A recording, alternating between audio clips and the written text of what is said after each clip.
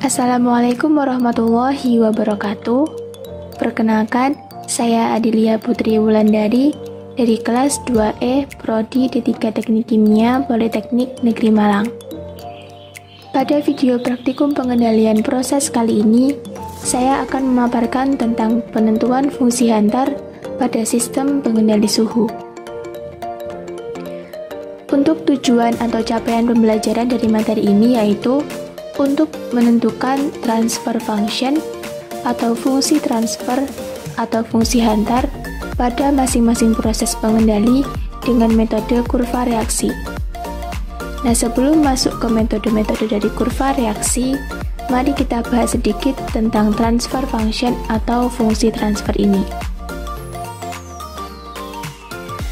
Nah, di sini sudah ada diagram blok.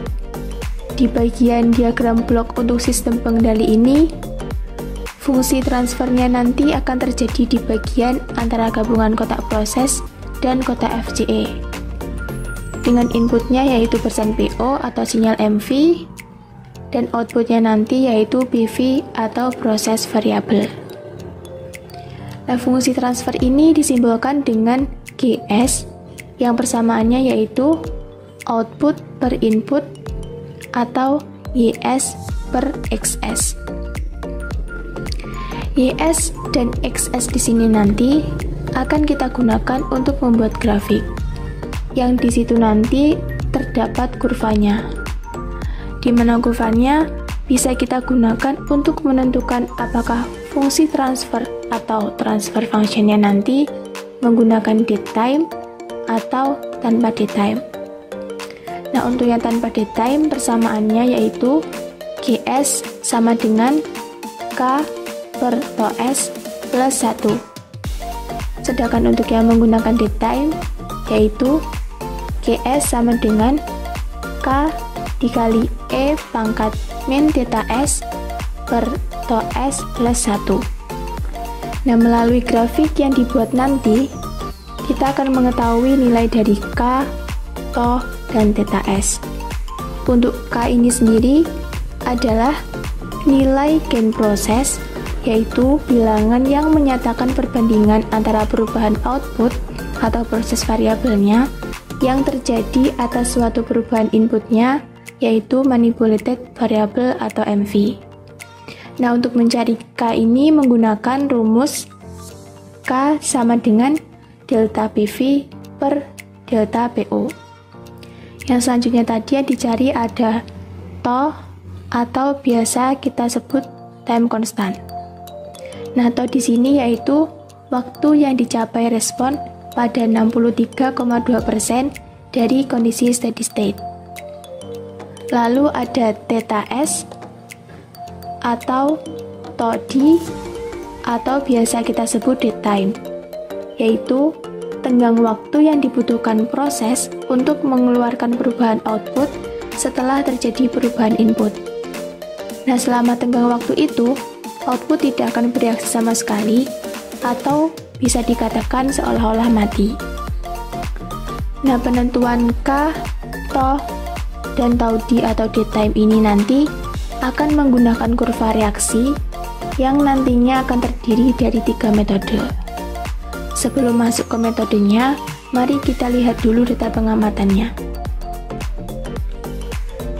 Nah, di sini yang pertama ada persen PO1 sebesar 10%, persen PO2 sebesar 50%.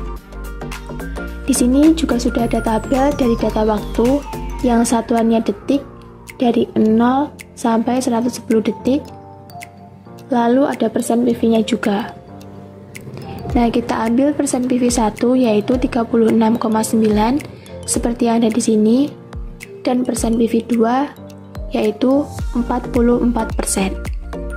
Maka nanti akan didapat delta persen PO sebesar 40% dan delta persen PV sebesar 7,1%. Nah, setelah mengetahui data pengamatannya, mari kita masuk ke metode-metode untuk menentukan nilai dari transfer function dengan mencari nilai gain atau K, time constant atau TO, dan datetime yang bisa kita peroleh dari grafik. Nah, yang pertama ada metode 1. Di sini ada grafik persen PV terhadap waktu untuk metode 1. Nah, yang berperan sebagai sumbu X yaitu waktu dalam satuan sekon, lalu untuk sumbu Y-nya yaitu persen PV. Di sini juga ada garis putus-putus sebagai persen PV2 dan garis lurus warna biru ini sebagai persen PV1. Nah, untuk jarak antara PV2 dan PV1 ini dinamakan delta CS. Nah, delta CS-nya diperoleh nilai 7,10%. Lalu, untuk delta persen PO-nya yaitu 40%. Dan KP-nya diperoleh dengan rumus delta CS per delta persen PO sehingga didapatkan hasil 0,1775. Selanjutnya di sini ada time constant atau tau. Nah, tau ini ditentukan dengan membuat garis singgung yang menyinggung kurva hijau ini sampai memotong di garis biru atau garis persen PV2. Nah, perpotongan di PV2 ini ditarik garis bawah sampai sumbu T. Nah, di titik perpotongan di sumbu T ini sampai di titik 0 merupakan nilai dari tau. Nah, untuk menentukan nilai tau ini, yaitu yang pertama diukur menggunakan penggaris. Untuk T sama dengan 20 ini, hasil pengukurannya yaitu 2,2 cm. Nah, lalu untuk hasil pengukuran tau-nya didapat 1,15 cm. Untuk menghitung tau dalam detiknya, atau dalam satuan detiknya, yaitu dengan ini. 1,15 cm ini dibagi dengan 2,2 cm, lalu hasilnya nanti dikali dengan 20, sehingga ketemu nilai tau-nya yaitu 10,45 detik. Kemudian untuk ini, untuk nilai tau D atau dead time-nya, yaitu nilainya 0 atau tidak ada. Nah, mengapa tidak ada?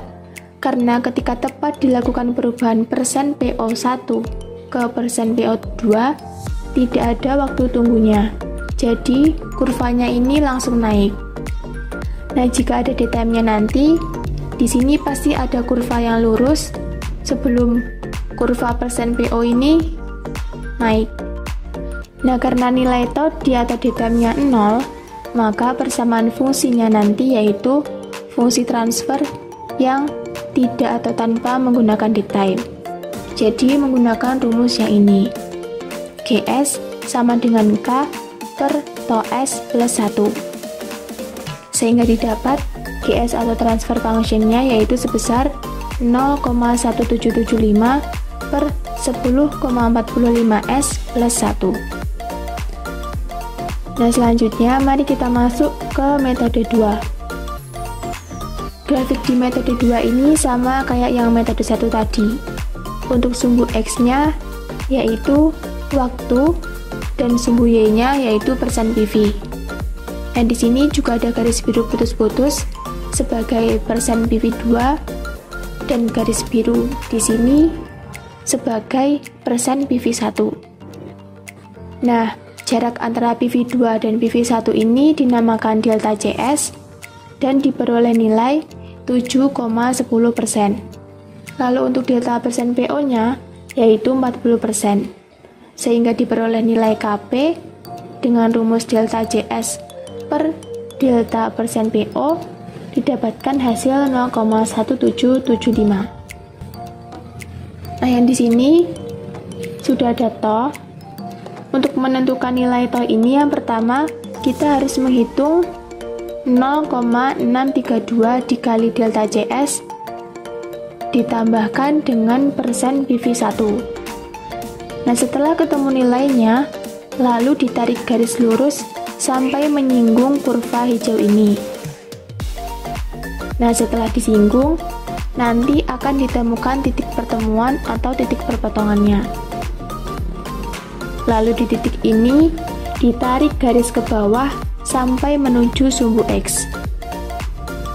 Kemudian, untuk menghitung nilai tau-nya, sama dengan yang metode 1 tadi, didapat pengukuran menggunakan penggaris saat T sama dengan 20 detik, yaitu 2,2 cm, dan pengukuran T-nya didapat 0,7 cm. Jadi untuk menghitung nilai T dalam detik atau sekon, yaitu 0,7 cm dibagi dengan 2,2 cm, lalu dikalikan dengan 20 detik ini. Dan didapat nilai T-nya yaitu 6,36 detik. Nah, kemudian untuk ini, untuk nilai todi atau dead time-nya yaitu 0 atau tidak ada, sama seperti yang metode 1. Jadi nanti untuk mencari transfer function-nya, kita menggunakan persamaan yang tanpa dead time, yaitu menggunakan rumus GS sama dengan K per TOS plus 1, sehingga dihasilkan nilai transfer function-nya yaitu sebesar 0,1775 per 6,36S plus 1. Nah, selanjutnya kita masuk ke metode 3, di mana grafik di metode 3 ini sama seperti yang ada di metode 1 maupun metode 2. Untuk sumbu X-nya yaitu waktu, dan sumbu Y-nya yaitu persen PV.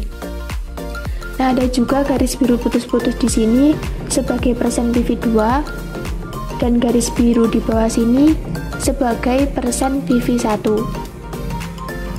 Selanjutnya di sini juga ada delta CS yang merupakan jarak antara persen PV 1 dan persen PV 2 yang nilainya diperoleh 7,10%. Sedangkan nilai dari delta persen PO-nya yaitu 40%.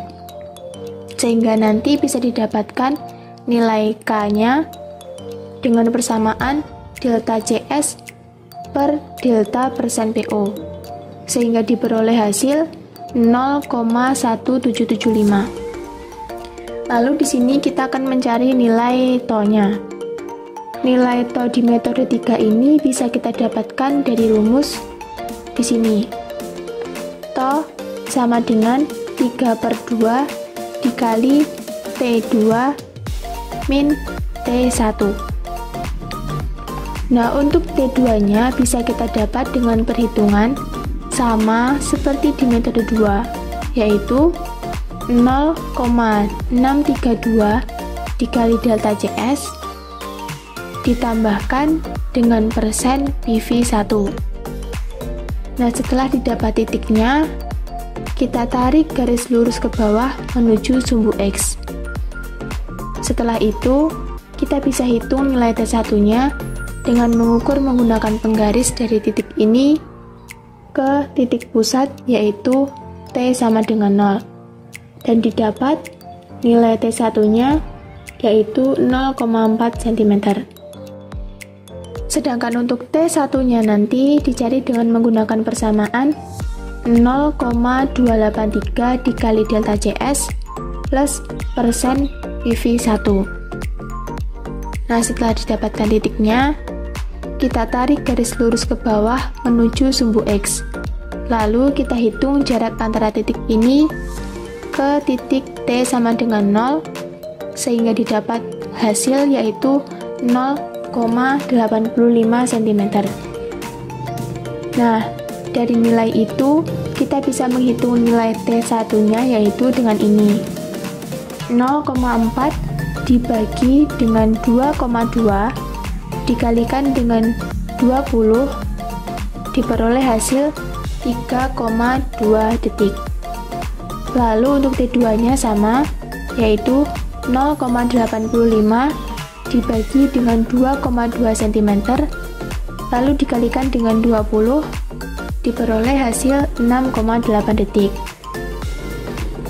Nah, karena sudah didapat nilai T1 dan T2-nya, kita bisa menghitung nilai T-nya dengan rumus 3/2 dikali T2 min T1, sehingga diperoleh nilai T-nya yaitu 5,4 detik.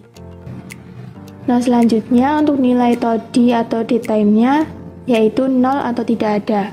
sama seperti yang metode 1 atau 2 tadi. Jadi nanti untuk mencari transfer functionnya, kita menggunakan persamaan yang tanpa daytime, yaitu menggunakan rumus GS sama dengan K per tau S ditambah 1, sehingga dihasilkan nilai transfer functionnya yaitu sebesar 0,1775 per 5,4S plus 1. Nah, itu tadi pemaparan tentang penentuan fungsi Hunter pada sistem pengendali suhu. Semoga bisa dipahami dengan baik dan dapat bermanfaat bagi kita semua. Ada kurang lebihnya saya mohon maaf. Terima kasih telah menonton. Wassalamualaikum warahmatullahi wabarakatuh.